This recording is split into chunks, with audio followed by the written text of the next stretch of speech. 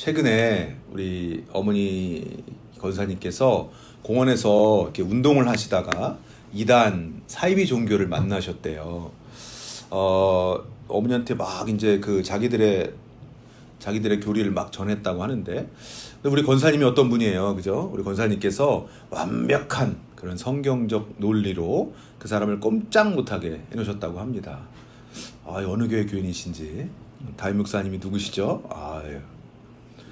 이 어머니께서 만나신 그 이단은 본인이 구원받은 날짜를 확실하게 몇 년, 몇 월, 며칠인지를 확실히 알고 있어야 구원받은 것이다, 이렇게 말하는 사입이에요.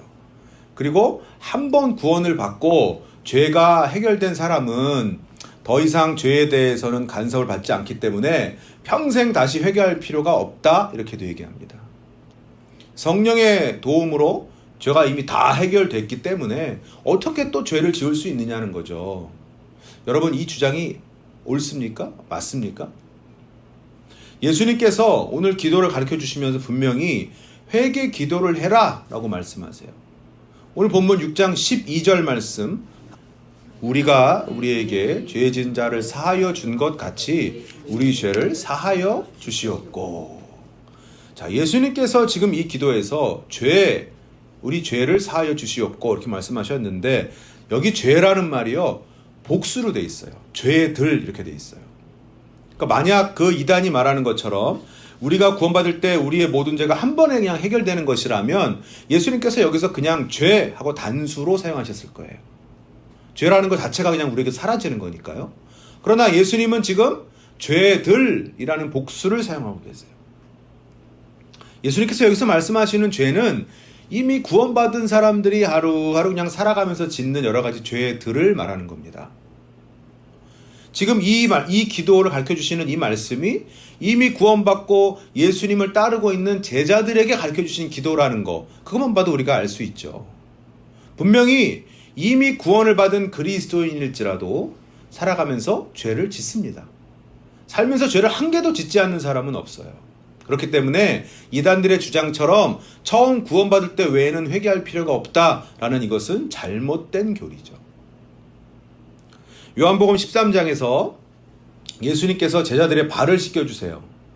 제자들과 저녁을 잡수신 후에 일어나셔서 겉옷을 벗으시고 대야에 물을 떠오시고 허리에 수건을 두르신 채 무릎을 꿇고 제자들의 발을 한 명 한 명 이렇게 씻겨주셨습니다. 여러분, 이 당시에 이 유대 지역 사람들의 신발은 샌들 같은 형식의 신발이에요. 그러니까 그때 지역이 흙바닥이라는 걸 생각하면 사람들의 발이 굉장히 더러웠다라는 것을 우리가 추측할 수 있죠, 쉽게. 그래서 그 당시에 발을 씻기는 것은 종들이 하던 일이에요. 자, 이때 베드로가 너무 감당하기가 어려운 일이기 때문에 예수님을 말리면서 얘기합니다. 요한복음 13장 6절 말씀, 베드로에게 이르시니 베드로가 이르되 주여 주께서 내 발을 씻으시나이까? 8절, 베드로가 이르되 내 발을 절대로 씻기지 못하시리이다. 자, 그랬더니 예수님께서 말씀하세요. 8절, 예수께서 대답하시되 내가 너를 씻어주지 아니하면 네가 나와 상관이 없느니라. 상관이 없다는 말에 베드로가 다급하게 다시 말합니다. 9절, 시몬 베드로가 이르되 주여 내 발뿐 아니라 손과 머리도 씻어주옵소서.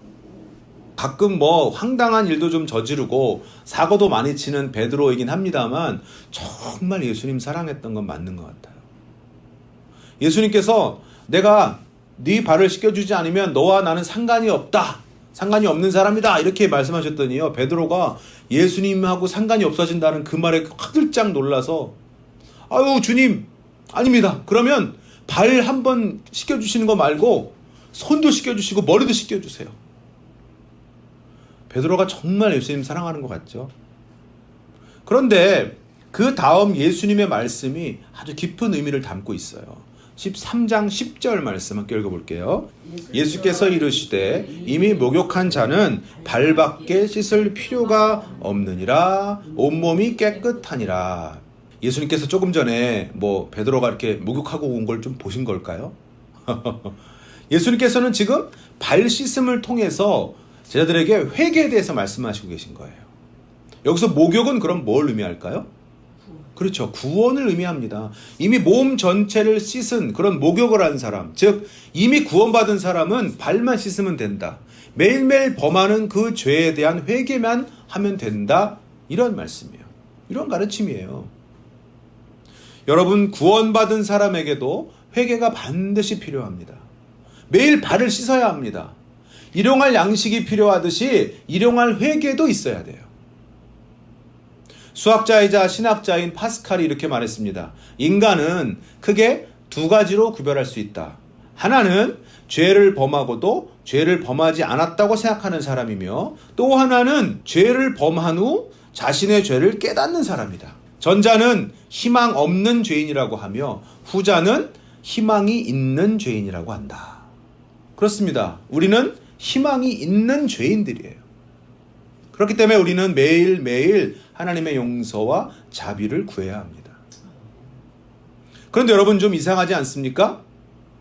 여러분은 이 주기도문을 암송하시면서 이 부분이 이상하지 않으셨나요? 하나님, 우리의 죄를 용서해 주세요. 이렇게 기도하라고 가르쳐 주시면 될 것인데, 예수님께서는 그 앞에다 굳이 우리가 우리에게 죄 지은 자를 사하여 준 것 같이 라는 말을 넣으셨어요. 우리가 우리에게 죄 지은 자를 사하여 준 것 같이 우리의 죄를 사하여 주시옵고, 우리가 우리에게 죄 지은 자를 용서해 주면 하나님께서도 우리 죄를 용서해 주시고, 우리가 우리에게 죄 지은 자를 용서해 주지 않으면 하나님께서도 우리의 죄를 용서해 주지 않으신다. 이런 말일까요? 그렇다면 하나님의 용서가 우선이 아니고 우리의 용서가 우선이 되는 거죠. 하나님의 용서가 조건적 용서가 되는 거예요. 여러분, 이 말이 맞을까요? 예수님의 이 말씀은 그런 의미가 아닙니다. 하나님의 용서가 조건적 용서라는 말씀도 아니고요. 하나님께서 우리의 용서를 본받으신다는 말씀도 아니에요. 이 유대교의 배경과 언어에 관해서 최고의 전문가 중 한 명이다 이렇게 평가받고 있는 요아킴 예레미야스라는 사람이 이 구절에 대해서 이렇게 번역해야 된다라고 말했어요. 하나님, 우리의 죄를 용서해 주시옵소서. 우리도 우리에게 빚진 자들을 용서하겠나이다. 즉, 하나님께 용서를 구하는 것과 우리가 다른 사람을 용서하는 것은 조건적인 관계가 아니라 결과적인 관계라는 거예요. 우리를 용서하시는 그런 하나님의 사랑을 입었으니 우리도 용서하는 삶, 사랑의 삶을 살아야 한다는 말인 거예요. 여러분, 이 구절은 내가 다른 사람을 용서하는 것이 하나님의 용서의 조건이 된다, 이런 구절이 아니라 하나님께 자비를 구하기 이전에 먼저 내 삶을 돌아봐야 된다라는 말이고요. 하나님께 자격 없는 우리들을 용서하시고 사랑해 주셨던 그 사랑을 입었던 것처럼 우리도 그 사랑을 닮아서 사랑의 삶을 살아야 된다는 말인 겁니다. 예수님께서 제자들의 발을 다 씻겨주신 후에 이렇게 얘기하세요. 요한복음 13장 12절, 내가 너희에게 행한 것을 너희가 아느냐. 내가 지금 너희들의 발을 씻겨준 이유가 뭔지 아느냐? 하고 물으신 거예요. 그 이유가 뭘까요? 14절 15절, 내가 주와 또는 선생이 되어 너희 발을 씻었으니 너희도 서로 발을 씻어주는 것이 옳으니라. 내가 너에게 행한 것 같이 너희도 행하게 하려 하여 본을 보였노라. 예수님께서 행하신 대로 똑같이 행하라고 제자들의 발을 씻겨주셨다는 거예요. 주님이신데, 하나님의 아들이신데, 그럼에도 불구하고 종이나 하는 그런 일들을 통해서 제자들을 섬겨주신 그 예수님처럼 사람들에게 사랑을 베풀라는 말씀입니다. 할렐루야. 아멘. 여러분, 우리는 그리스도인입니다. 여러분, 그리스도인이세요? 아멘. 대답 못하시는 분들은 오늘 오후에도 또 저와 상담을 하셔야 됩니다. 여러분, 그리스도인이라 함은 곧 그리스도를 닮아가려고, 그리스도를 쫓아가려고 노력하는 사람이에요. 그리스도의 가르침을 따라서 그리스도께서 행하신 그대로 행하는 사람입니다. 예수님께서 낮은 자리로 내려가셔서 제자들의 발을 씻겨주셨던 것처럼 예수님을 팔아 넘기려는 그 제자에게까지도 차별 없이 사랑을 베풀어 주셨던 것처럼 우리도 용서하는 삶, 사랑하는 삶을 살아야 합니다. 그것이 우리 그리스도인들이 살아야 하는 삶이에요. 아멘. 영어 성경을 보면요, 오늘 본문에서 예수님께서 죄라고 하신 단어에 영어 성경에 debts라고 되어 있어요. 죄들이 아니고 빚들 이렇게 되어 있는 겁니다. 실제로 헬라어 원어를 봐도 여기에 쓰인 단어가 오페일리아인데 오페일리아는 죄라는 뜻과 함께 빚이라는 뜻도 가지고 있어요. 빚. 우리가 보통 죄라는 말을 할 때는 헬라어 이 하마르티아가 쓰이거든요. 하마르티아는 관역에서 벗어나다 이런 뜻이에요. 여러분, 죄는 하나님으로부터, 하나님 말씀으로부터 벗어나는 거예요.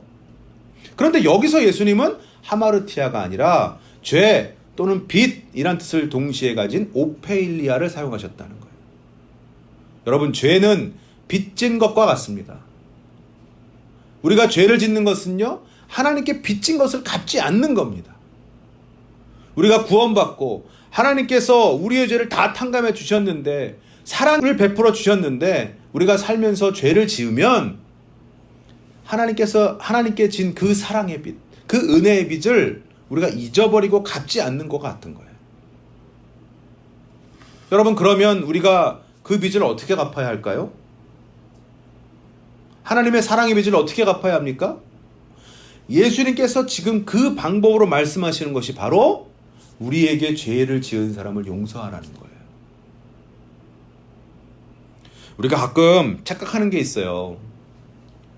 우리가 죄를 이야기할 때 하지 말아야 될 것을 하는 것, 이것으로만 생각합니다. 살인하지 말라, 거짓말하지 말라, 도둑질하지 말라, 다른 사람 미워하지 말라.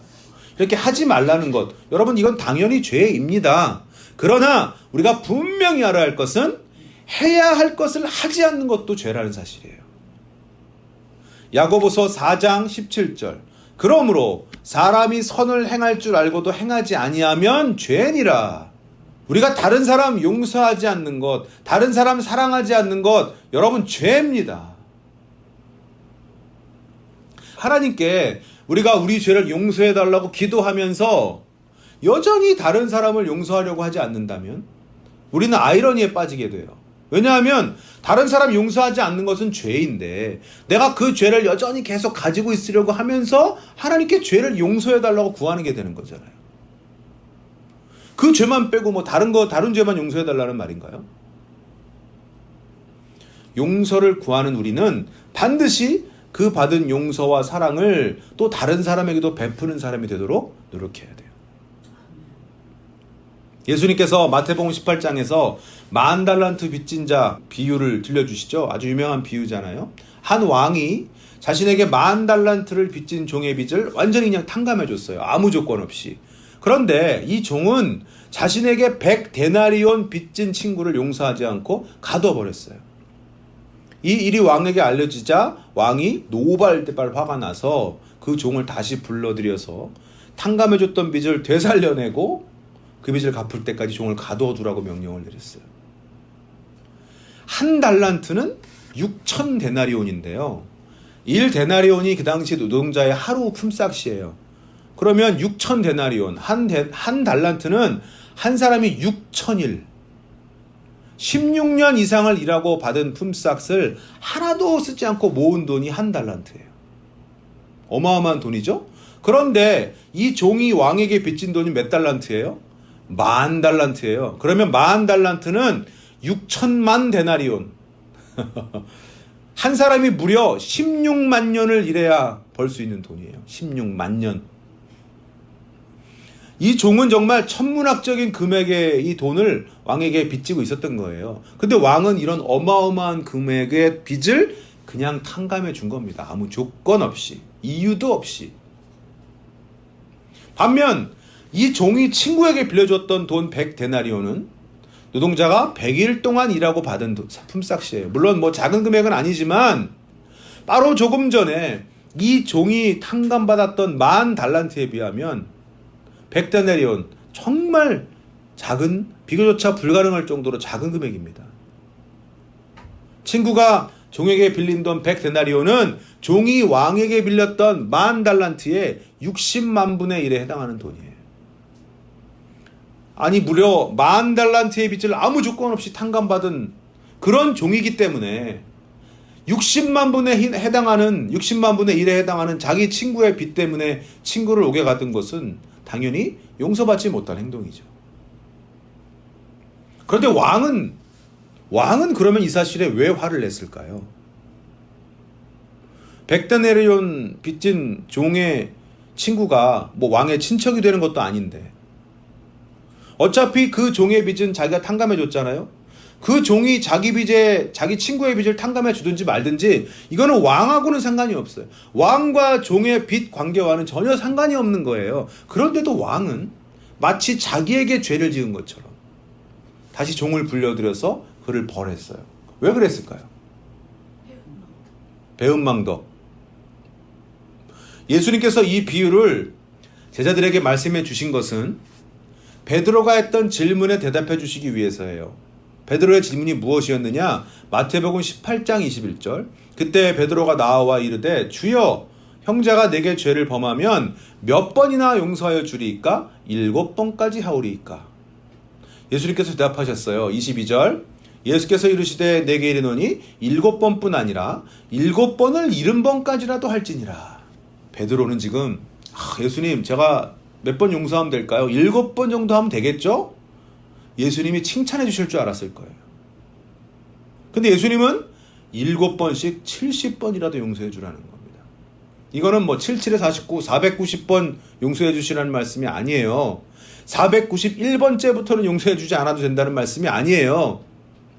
몇 번이고 용서해 주라는 말씀이죠. 이 말씀을 하시고 나서 예수님께서 말씀해 주신 것이 바로 10,000달란트 빚진 종의 비유입니다. 7번을 70번씩이라도 아니 몇 번이 중요한 게 아니라 계속 용서해 줘라. 왜 그렇게 너희에게 죄를 지은 사람을 계속 용서해 줘야 되는지 아니? 그것은 너희들이 하나님께 10,000달란트 빚진 종이기 때문이란다. 너희들은 하나님께 어마어마한 죄, 어마어마한 빚을 아무런 조건 없이 탕감받은 그런 사람들이잖니. 도저히 갚을 수 없는 빚을 하나님께서 다 탕감해 주셨잖아. 그러니까 너희는 너희에게 죄를 지은 자, 백데나리온 빚진 사람들을 용서해 주어라. 우리는 왕이신 하나님 앞에 10,000달란트 빚진 사람들입니다. 그 10,000달란트를 빚졌다가 아무런 조건 없이 탕감받은 사람들이에요. 도저히 갚을 수 없는 은혜를 입은 사람들입니다. 에베소서 2장 8절. 너희는 그 은혜에 의하여 믿음으로 말미암아 구원을 받았으니 이것은 너에게서 난 것이 아니요 하나님의 선물이라. 할렐루야. 왜 다른 사람들을 용서해야 될까요? 왜 우리가 사랑하며 살아야 할까요? 우리가 이미 용서의 은혜를 받았기 때문이에요. 어마어마한 사랑을 받았기 때문이에요. 그런데도 우리가 다른 사람을 사랑하지 못한다면 그것은 하나님의 은혜를 배신하는 것이죠. 배은망덕. 하나님의 사랑을 가치없게 만드는 죄입니다. 여러분의 마음속에 혹 용서하지 못한 사람이 있습니까? 도저히 용서해 줄 수 없을 것 같은 일이 있으십니까? 여러분 기도하셔야 돼요. 하나님, 저에게 용서할 수 있는 마음을 좀 주세요. 하나님, 저에게 용서할 수 있는 마음을 부어주세요. 여러분 혹시 백만송이 장미라는 노래를 아시는지요? 원래 이 노래의 원곡은 라트라비아의 민요입니다.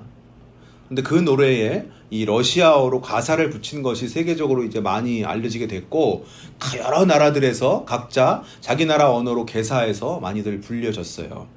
한국에도 이 노래가 들어와서 세 개의 가사 버전으로 불려졌다고 합니다. 근데 그 중에 하나가 아주 유명한 버전이 있죠. 제가 예전에 그 심수봉 씨가 부른 노래 버전을 듣고 나서 갑자기 좀 눈시울이 붉어졌던 일이 있어요. 왜냐하면 그 노래의 가사를 그냥 듣는데 이게 그냥 단순히 남자와 여자의 사랑 얘기로 들리지가 않는 거예요. 그래서 제가 인터넷을 좀 뒤져봤는데 제가 놀라운 사실을 알게 됐어요.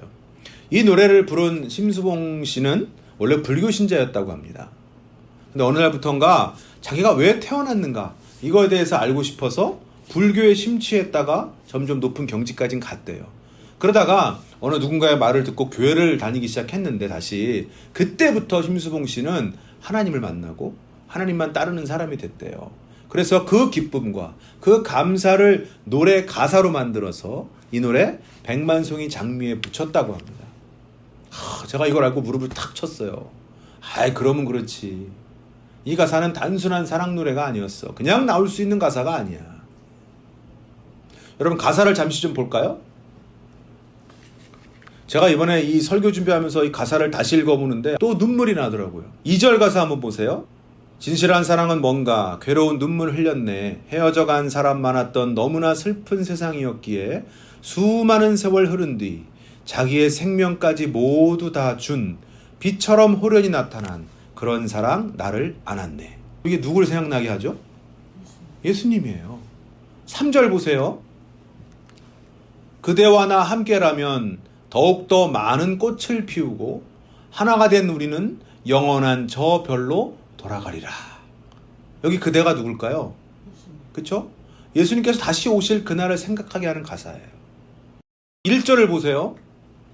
먼 옛날 어느 별에서 내가 세상에 나올 때, 우리가 이 땅에 태어날 때 하나님께서 우리를 이 땅에 보내실 때를 말하는 거죠. 사랑을 주고 오라는 작은 음성 하나 들었지. 하나님께서 우리에게 주신 사명이 사랑을 주고 하는 것이라는 말이에요. 여러분, 참 성경적인 가사입니다. 이 노래는 복음송 아닌 복음송 같아요. 하나님께서 우리를 이 땅에 보내신 이유는 하나님의 사랑을 이 세상에 알게 하는 겁니다. 뭐를 통해서요? 우리의 사랑을 통해서. 우리의 용서를 통해서 하나님의 용서를 알게 하고, 우리의 사랑을 통해서 하나님의 사랑을 알게 하는 것. 여러분, 이것이 바로 우리가 이 땅에 존재하는 존재 이유이자 우리의 사명입니다. 미워하는 마음 없이, 아낌없이 사랑을 주기만 할 때 수백만 송이 백만송이 꽃은 피고 그립고 아름다운 내 별나라로 갈 수 있다네. 그럼 저는 이상하게 눈물이 나요. 가사를 자꾸 읽으면. 저는 우리 성도님들의 가족을 위해서 기도할 때 반드시 이 기도를 꼭 합니다. 하나님, 그 가정에 사랑을 가득 부어주세요. 이 기도를 반드시 합니다. 부부간의 사랑이 뜨거워지게 하시고, 부모와 자녀 간의 사랑이 뜨거워지게 하시고, 이웃에 대한 사랑이 뜨거워지게 하시며, 하나님에 대한 사랑이 뜨거워지게 하옵소서. 그 가정에 사랑을 부으소서. 사랑하는 여러분, 우리 사랑하며 삽시다. 그 사람이 사랑받을 만해서 사랑하는 것이 아니라 그 사람에 대한 하나님의 사랑을 우리의 사랑으로 표현하는 거예요. 그 사람이 용서받을 만해서 용서하는 것이 아니라 하나님께서 나를 용서하셨기 때문에 우리가 그 은혜를 갚는 겁니다. 사랑으로 가득한 여러분과 저의 삶이 되기를 축복합니다. 아멘. 여러분의 그 사랑으로 가득한 삶을 통해서 하나님의 그 뜨겁고 크신 사랑이 이 온 세상에 전해지기를 예수님의 이름으로 소망하며 축복합니다. 아멘. 기도하겠습니다.